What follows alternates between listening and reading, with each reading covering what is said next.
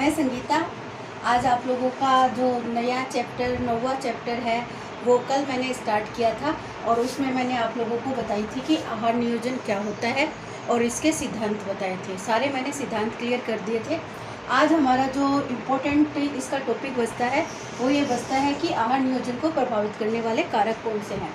ये अभी हमारे एग्जाम में निबंधात्मक प्रश्न में पूछा गया है और ये खाली इसी प्रश्न के लिए ही ये कारक नहीं है। ये कारक हमारे 2-3 क्वेश्चनों में वस्त्रों वाले लेसन जब मैं आप लोगों को पढ़ाऊंगी उसके अंदर भी ये वाले कारक काम में आएंगे। तो किसी भी आहार नियोजन को प्रभावित करने वाले कारकों में ये जो मैंने 8 कारक लिख रखे हैं, ये 8 कारक बहुत ही ज़्यादा महत्वपूर्ण भूमिका निभाते हैं। इसमें सबसे पहला जो बिंदु आता है वो आता है आपका आयु और शारीरिक स्थिति, यानी किस एज का व्यक्ति है जिसके लिए हम आहार नियोजन कर रहे हैं, ये आयु बताता है। आयु के अंदर आपको पता है कि 0 से लेके और वृद्धावस्था तक जो 60 साल है, 65 साल है, इससे भी ऊपर वाले जितने भी व्यक्ति होते हैं उसके लिए ये आहार नियोजन प्रभावित करता है।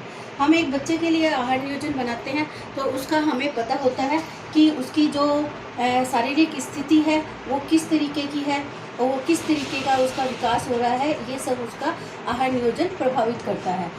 अगर उसकी शारीरिक स्थिति देखा जाए तो शारीरिक स्थिति में 3 तरीके की स्थिति होती है, सामान्य स्थिति, मध्यम स्थिति और अधिक क्रियाशील वाली स्थिति। तो इस शारीरिक स्थिति में जैसे गर्भावस्था भी आ जाता है और गर्भावस्था के साथ गर्भावस्था और धात्री माता, ये दोनों अवस्थाएं महत्वपूर्ण होती है। आगे वृद्धावस्था भी हो सकती है, किशोर अवस्था के लिए भी हम आहार नियोजन कर सकते हैं। तो ये शारीरिक स्थिति है वो हमारे आहार नियोजन को प्रभावित करेगी। अगर गर्भावस्था में है तो उस महिला में बच्चे के विकास के लिए भी उसे अतिरिक्त भोजन की आवश्यकता पड़ती है। अगर धात्री माता है तो बच्चे का विकास है वो भी माता के विकास के ऊपर ही निर्भर करता है। इसलिए हम इन दोनों जो बिंदु है हमारे आयु और शारीरिक स्थिति, ये हमारे आहार नियोजन को प्रभावित करने में अपनी महत्वपूर्ण भूमिका निभाते हैं। इसके साथ ही जो लिंग है, लिंग यानी लड़का है या लड़की है, ये भी हमारे आहार नियोजन को प्रभावित करता है। आपको सबको पता है कि लड़कियों की जो खाने की कैपेसिटी होती है, उसकी जो आवश्यकता होती है वो एक लड़के की अपेक्षा कम होती है। तो ये हमारे लिंग के ऊपर निर्धारित करता है कि हम किस व्यक्ति के लिए, किस लिंग के लिए अपना आहार नियोजन निर्धारित कर रहे हैं। तो ये भी हमारी आहार नियोजन के अंदर महत्वपूर्ण भूमिका निभाता है। आगे का जो बिंदु आता है वो आता है जलवायु या मौसम, यानी जलवायु कैसी है, मौसम हमारा कैसा है, ये भी हमारे आहार नियोजन को प्रभावित करता है। जैसे जलवायु में गर्मी आती है, सर्दी आती है, तो ये दोनों ही कारक हमारे आहार नियोजन को प्रभावित करते हैं। गर्मियों में हमें ठंडी वस्तुएं हैं वो ज़्यादा हमारे आहार नियोजन में लेना हम ज़्यादा उचित मानते हैं। सर्दियों में ज़्यादा घी वाली, तेल वाली या ज़्यादा एनर्जी वाली गर्म वस्तुएं हैं वो हमारे भोजन को अधिक प्रभावित करती है। तो ये जलवायु और मौसम ही है जो हमारे आहार नियोजन को प्रभावित करता है। इसके साथ ही क्रियाशीलता है वो भी हमारे आहार नियोजन को प्रभावित करती है, क्योंकि सबको पता है कि क्रियाशीलता है वो, ये भी हमारा 1 नंबर वाले प्रश्न में 3 तरीके की क्रियाशीलता होती है। एक होता है कम क्रियाशील व्यक्ति, एक मध्यम क्रियाशील और एक होता है अधिक क्रियाशील। अधिक क्रियाशील में जो रिक्शा चालक होते हैं, कठिन वर्क करते हैं, खेतों में काम करते हैं, वो सब अधिक क्रियाशील वाले आते हैं। और कम क्रियाशील के अंतर्गत वे व्यक्ति आते हैं जो ऑफिस वगैरह में बैठे बैठे कार्य करते हैं। और मध्यम क्रियाशील के अंदर एक अध्यापक आता है, पढ़ने वाले बच्चे आते हैं इसके अंदर मध्यम क्रियाशीलता के अंतर्गत। और अधिक क्रियाशीलता में जो अधिक कठिन वर्क करते हैं वो सारे व्यक्ति अधिक क्रियाशीलता के अंतर्गत आते हैं।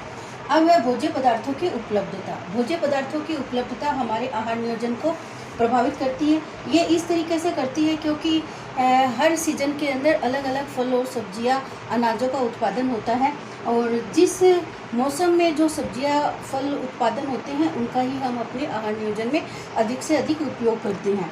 तो ये भी हमारे आहार नियोजन को प्रभावित करते हैं।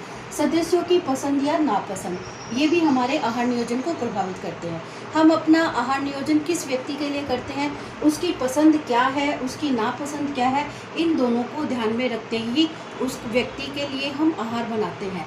तो ये भी हमारे आहार नियोजन को प्रभावित करने वाले कारकों में महत्वपूर्ण होता है।